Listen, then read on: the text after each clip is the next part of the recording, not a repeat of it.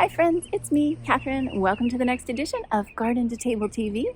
Super glad to have you back for this super short segment where I just want to introduce you to my bee girls. I call them the bee girls. You can see them behind me coming and going from the hive.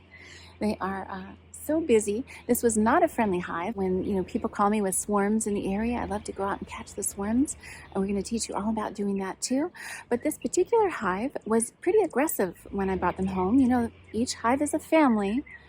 And every family is different. We've got different genes and genetics and, mental makeup.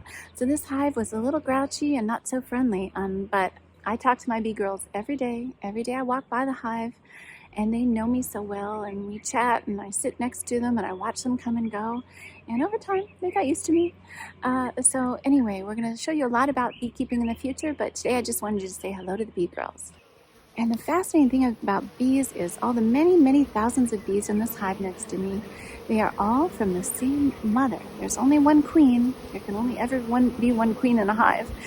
So they're all actually from the same mother. And in future episodes, we're going to tell you a lot more about bees too. If you like this little post, please like it, share it, comment. We'd love to know if you're a beekeeper, where you're keeping bees, and what you do with your honey. I don't harvest really much of mine. I really leave the honey for the bees because I don't have a great need for the honey, but it's of course super nutritious. It's a superfood. Anyway, let's have a look. Now, if you look really closely on the back legs of some of these bees, you'll see yellow. Can you see that there?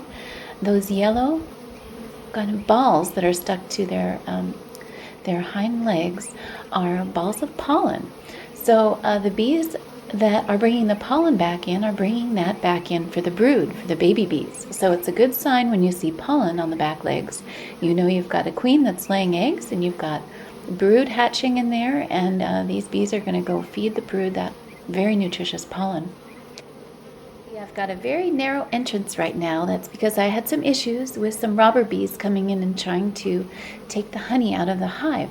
So I put this entrance restrictor on there, which allows the bees a smaller area to defend against the invaders. But now that it's warming up again and the bees are getting active, I'm going to go ahead and take that out and open that up wider so the bees can come and go more freely. This is just the second really warm day we've had in a while now. So I'm going to get in there this evening and pull that out and make some space for them to come and go. Also, if you're wondering why I'm calling them the bee girls rather than the bee boys, it's because almost all bees are females.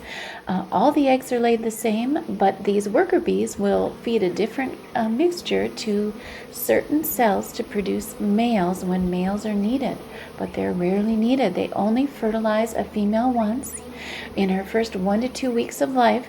She lives about 7 years after that first fertilization and produces up to 3,000 fertilized eggs a day, just having had that one maiden voyage when she was fertilized by the males. The rest of the time the males are not needed.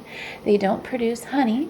They don't help raise the brood, so they actually aren't helpful to the hive, except for the very rare need to fertilize a new queen when an old queen dies or stops producing eggs.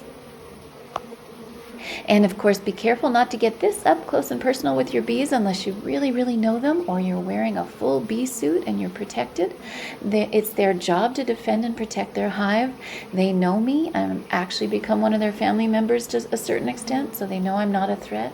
Otherwise, they do have guards there that are positioned by the front door, and they will come out and they will chase you away first. And if you don't move, they could sting you. So be very careful until you know your bees.